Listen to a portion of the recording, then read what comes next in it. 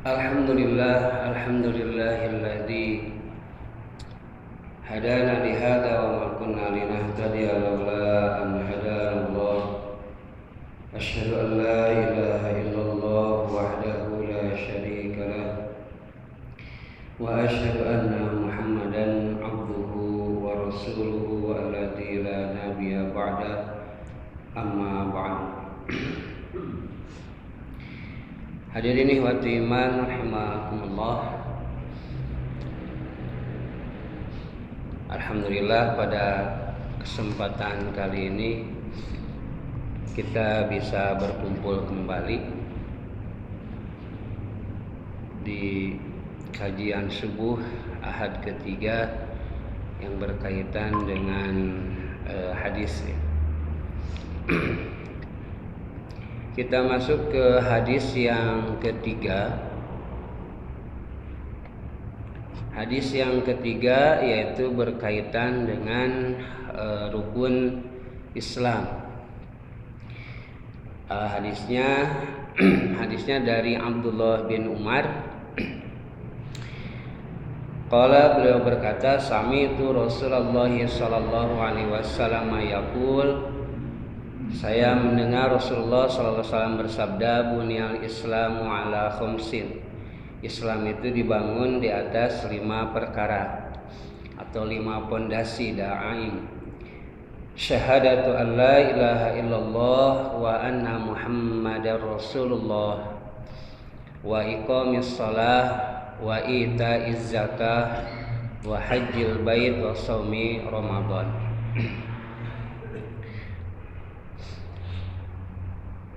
Yang pertama adalah syahadatu an la ilaha illallah, yaitu syahadat bahwa tidak ada Tuhan yang berhak disembah, tidak ada ilah yang berhak disembah illallah kecuali Allah, wa anna Muhammadar Rasulullah, dan bahwasannya Muhammad adalah utusan Allah, wa iqamus shalah, dan juga mendirikan shalah, wa itauz zakat, dan menunaikan zakat, wa hajjul bait, yaitu berhaji ke Baitullah, wa shaumu Ramadana, dan saum di bulan Ramadan.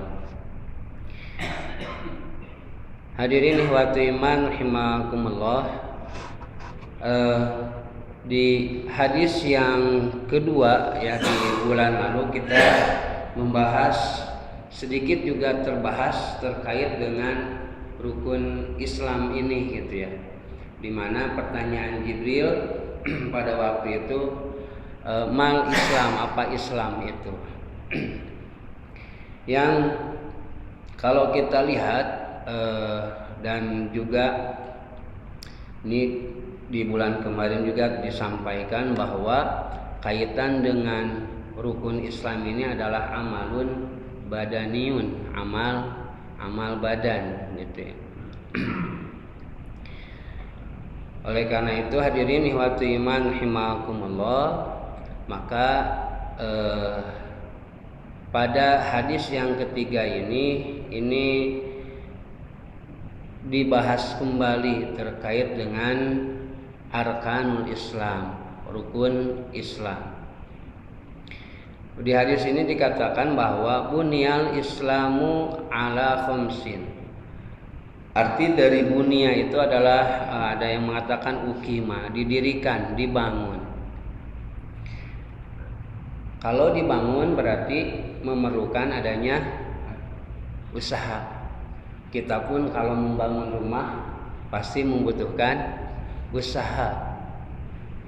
Membangun satu persatu itu membutuhkan usaha, dan memang dunia ini adalah tempatnya kita berusaha. Karena tempatnya atau istirahat bagi orang yang beriman itu bukanlah di dunia gitu ya.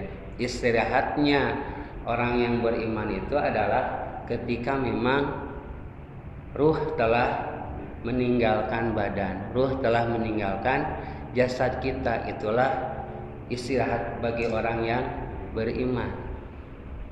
Makanya di dalam sebuah hadis ketika Rasulullah mengelompokkan manusia yang meninggal itu, ada yang termasuk kepada golongan mustarihun, ada yang termasuk kepada golongan mustarihun minhu.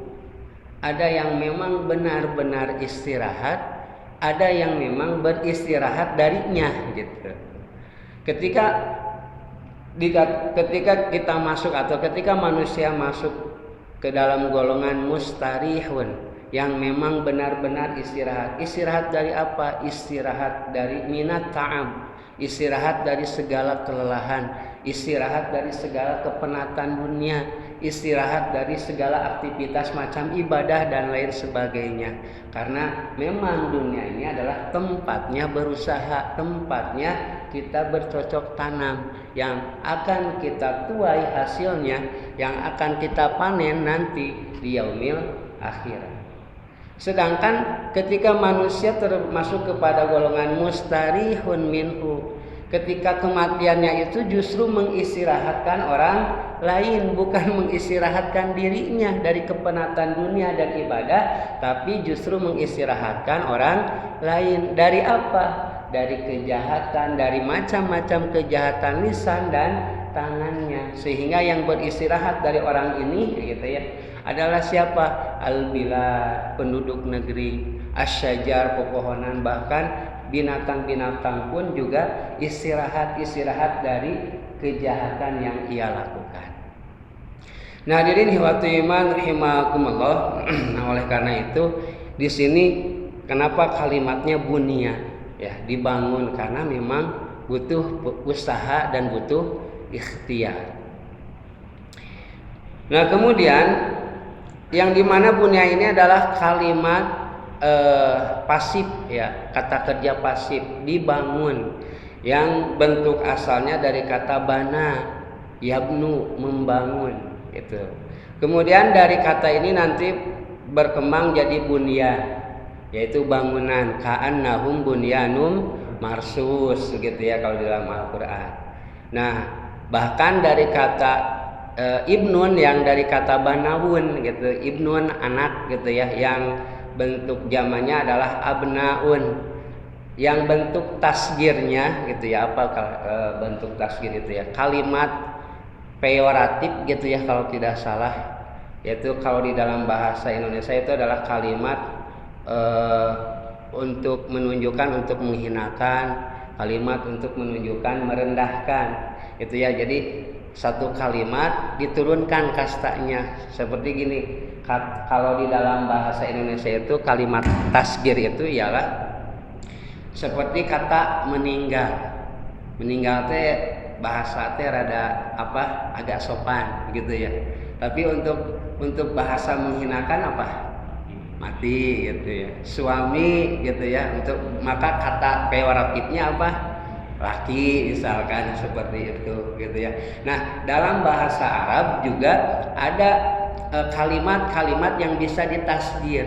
Contoh misalkan kebaikan, yang baik Hasan contohnya. Maka kalau kebaikannya kecil maka dipolakan kepada Husain, Pu'ailun gitu.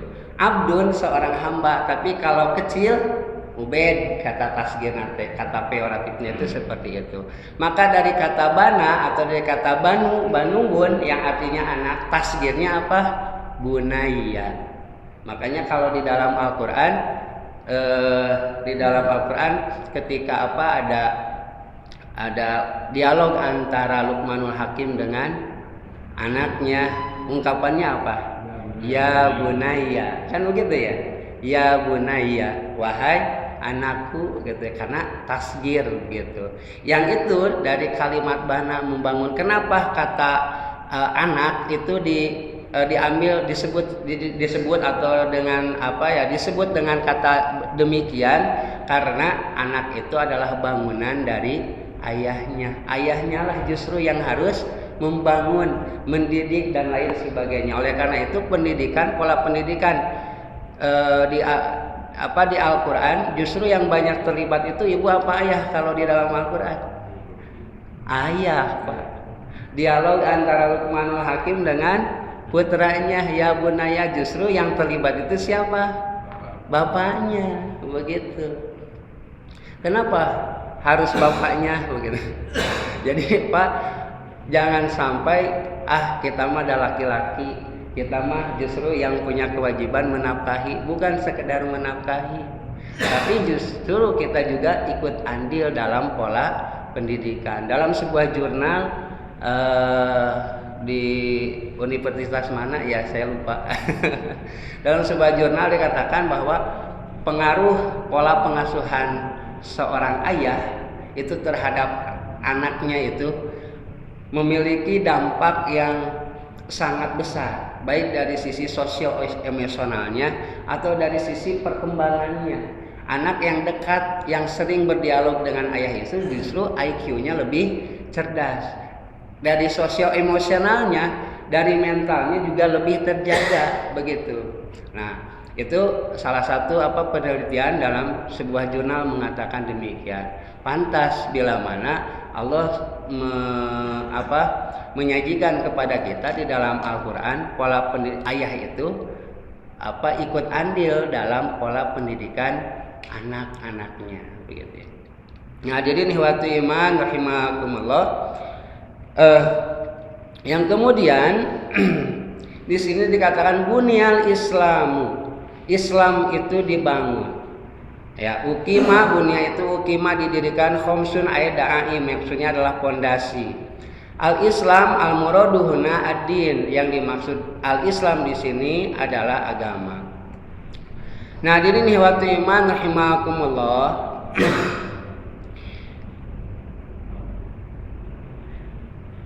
Dalam syarahnya dikatakan annal islama bunya ala hadhil al-arkanil khams, bahwa Islam itu dibangun di atas rukun yang 5 ini. Paman ankara wahidan minha falaisa bimuslimin, maka siapa saja yang mengingkari salah satunya, siapa saja yang mengingkari satu saja dari rukun Islam ini, falaisa bimuslimin, maka tidaklah disebut sebagai seorang muslim gitu ya. Wa manal hadis, dan mana hadis bahwa annal islama bunya ala hadhil khams, ala hadhil khamsi gitu ya. Khamsun kal arkani wa da'aim li bunyanihi. Kemudian Islam ini dibangun atas 5 hal ya, 5 rukun, atau ini sebutnya 5 pondasi ya, libun yanihi terhadap bangunannya, yang satu sama lain saling murtabitotun, yang satu sama lain saling terikat gitu ya. Makanya ketika ada orang yang mengingkari salah satu dari rukun Islam ini, maka dikatakan sebagai orang kafir. Orang yang meninggalkan sholat, kan di dalam Quran, di dalam hadis juga dikatakan bahwa perbedaan antara seorang mukmin dan kafir itu adalah as-sholat begitu ya. Nah, kemudian hadirin ikhwati iman rahimakumullah. Nah, di dalam syarah hadis ini dikatakan li'annal islama fil kitabi was sunnati lahu itlaqani, ya, karena Islam dalam kitab as-sunnah itu memiliki dua istilah, 2 penamaan. Yang pertama adalah al-islamul am, maksudnya adalah Islam secara keumuman. Seperti kalau kita lihat ya di dalam Al-Qur'an, walahu aslama man bis samawati wal ardi tau'an wa karhan, atau misalkan di dalam ayat makana Ibrahimu yahudian wala nasranian, tidaklah Ibrahim itu adalah seorang Yahudi ataupun seorang Nasrani, walakin kana hanifan muslima, akan tetapi Ibrahim itu adalah seorang yang hanif, seorang yang lurus, juga muslima, dikatakan seorang yang muslim. Nah, maksud muslim di sini adalah, yang dimaksud Islam di sini adalah al-islamul am. Apa maksudnya? Maksud al-Islam di sini atau al-Islamul am ini ditafsirkan, maksudnya adalah al-istislamu lillah, yaitu tunduk, ya, pasrah gitu ya, menerima gitu ya, lillah, kepada Allah, bitauhid, dengan cara bertauhid, wal inqiyad, dan juga dengan cara patuh gitu ya, bitaati wal baroah, kemudian berlepas diri minasyirki, dari kesyirikan, wa alihi, dan para pelakunya. Nah, ini yang disebut dengan al-islamul am gitu ya. Yang kemudian Istilah yang kedua atau penamaan yang kedua ada yang disebut dengan al-Islamul Khos, Islam secara khusus. Apa yang dimaksud al-Islamul Khos? Yaitu wa huwallazi ba'atsa bihi Muhammad. Inilah agama yang memang Nabi Muhammad diutus untuk membawa hal tersebut, gitu ya.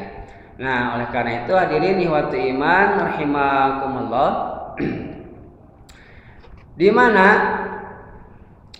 anna arkanal islami tartibuha bil ahammiyah ala hasbi tartibin nabi. Yang dimana rukun-rukun Islam ini gitu ya, tartibuha yang tartibnya ini bil ahammiyah ala hasbi tartibin nabi gitu ya. Yang urutannya ini gitu ya sangat penting sekali gitu ya. Dimana yang pertama bahwa rukun Islam yang pertama syahadat, yaitu syahadatain, yaitu syahadat ahammu arkanil Islam, di antara rukun Islam yang paling penting.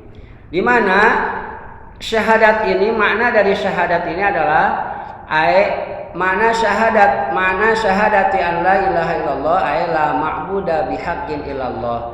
Dari di mana makna syahadat yang pertama yaitu syahadat asyhadu an la ilaha illallah itu adalah maksudnya la ma'buda bihaqqin illa billah.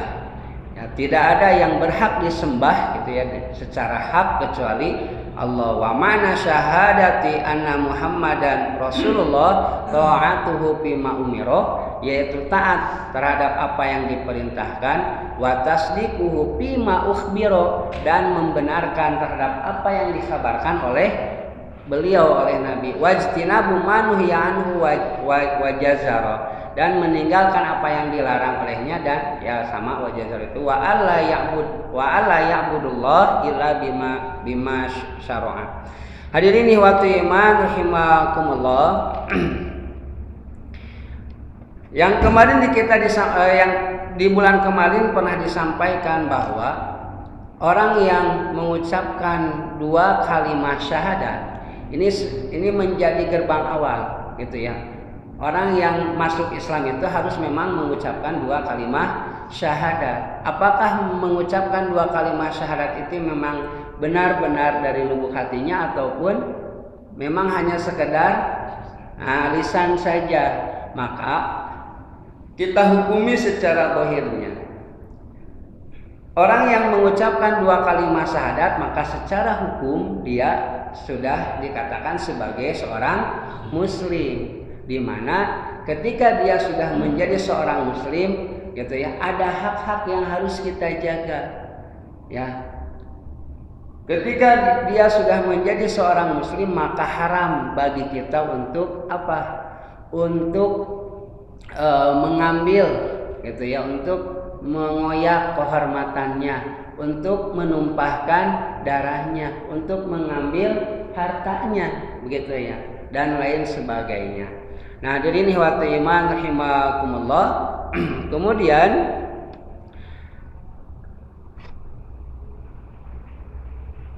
walidzalika qala, dan demikian pula ketika Rasulullah SAW berkata kepada Mu'ad, ketika Mu'ad bin Jabal ini diutus oleh Allah ke negeri Yaman, falyakul awwalu ma tad'uhum ilaihi syahadatu alla ilaha illallah wa anna muhammadar rasulullah. Maka jadikanlah yang pertama yang engkau dakwahi kepada orang-orang Yaman itu, yang pertama adalah supaya mereka bersyahadat bahwa tiada Tuhan selain Allah dan Muhammad adalah utusan Allah. Fa inhum ata'uka, dan jika mereka ya mentaatimu, fa'lamhum, maka ajarkanlah mereka, annallaha iftarada alaihim khamsa shalawatin, ajarkanlah kepada mereka bahwa Allah telah mewajibkan kepada mereka untuk melaksanakan sholat 5 waktu ya dalam sehari semalam.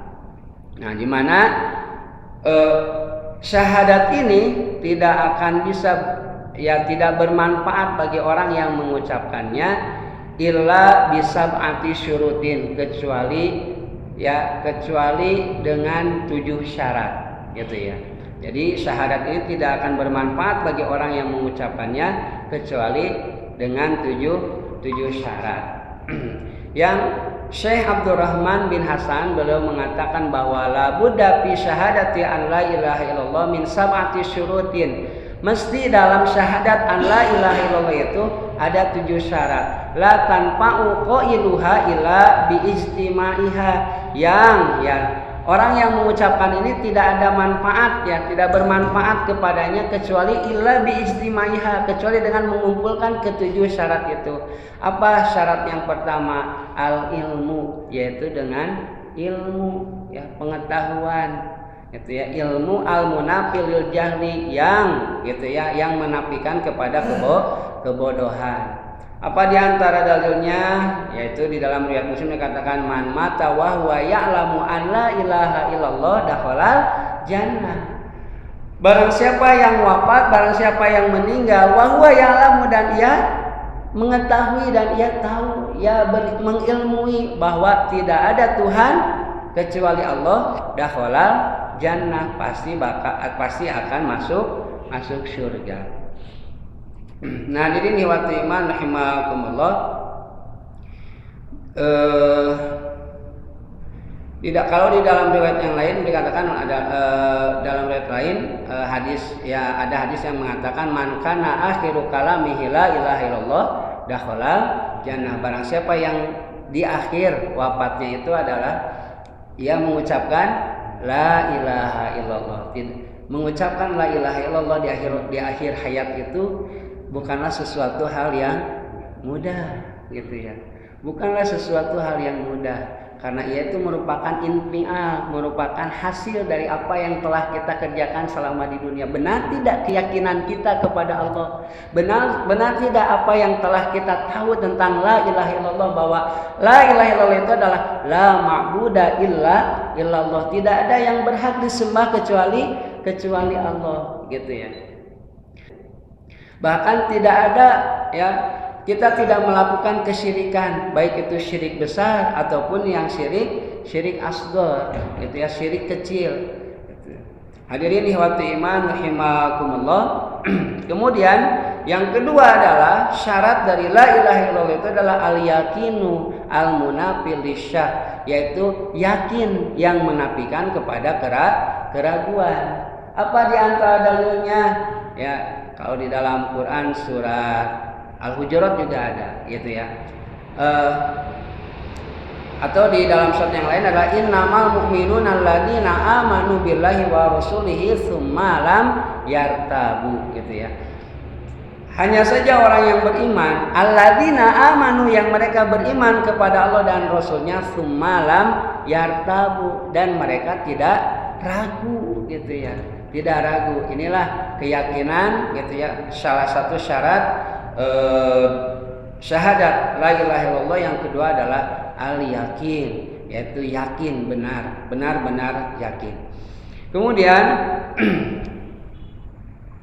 di dalam hadis dikatakan, di dalam riwayat Muslim, dikatakan bahwa man laqita wara'a hadal haid yashhadu an la ilaha illallah mustaqinan biha qalbu basyarahu bil jannah. Barang siapa yang kau bertemu di belakang tembok ini, yang yashhadu an la ilaha illallah, yang dia bersaksi bahwa tidak ada Tuhan selain Allah, mustaqinan, dan dia ragu kepada ucapan itu, dan dia yakin terhadap ucapan itu, hatinya yakin terhadap ucapan itu, basyarahu bil jannah, berikanlah kabar gembira kepadanya berupa surga. Kemudian syarat yang ketiga adalah al-inqiyad, patuh, taat, al-munafil litarki, yang menafikan, meniadakan kepada litarki, untuk meninggalkan. Kemudian di antara syarat yang selanjutnya adalah al-qabul al-munafil lirraddi, yaitu menerima yang menafikan atau meniadakan ar-radd, ar-radd itu menolak.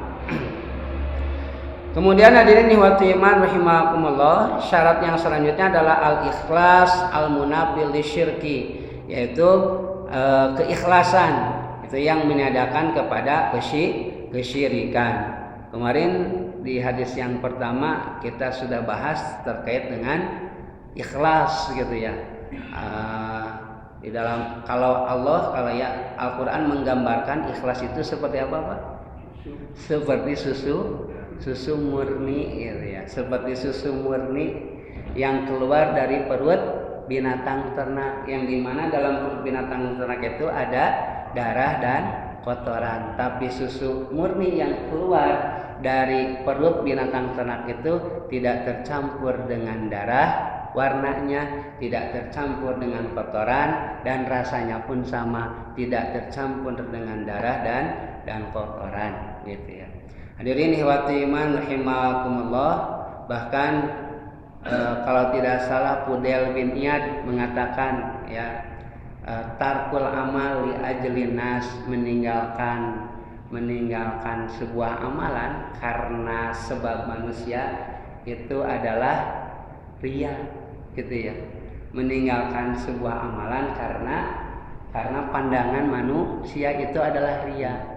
Contoh Pak, kita biasanya sholat di saf pertama suatu hari kesiangan ya, sholatnya di saf kedua, merasa malu kepada manusia gitu ya, merasa malu kepada manusia, sehingga kalau misalkan tarkul amal sampai meninggalkan amal itu gitu ya, meninggalkan sebuah amalan li ajlin nas karena manusia itu adalah riya. Tetapi wal amalu li ajlin nas, beramal karena manusia, itulah syirik. Meninggalkan sebuah amalan karena manusia itu riya, dan sedangkan mengerjakan sebuah amalan karena manusia itulah syirik. Wal ikhlas, dan ikhlas adalah Allah melindungi kamu dari keduanya begitu. Melindungi kita meninggalkan sebuah amalan karena manusia, ataukah mengerjakan sebuah amalan karena manusia. Artinya ikhlas itu adalah kita hanya berharap kepada Allah semata. Hadirin ihwati iman rahimakumullah, dan kemudian syarat yang selanjutnya adalah al-asidku al-munafi lil kadibi, yaitu benar yang menafikan kedustaan.